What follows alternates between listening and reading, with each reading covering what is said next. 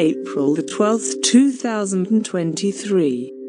Woman, 56, first person to die from H3N8 bird flu. WHO. The patient from Guangdong was the third person known to have been infected with the subtype of avian influenza that rarely infects humans.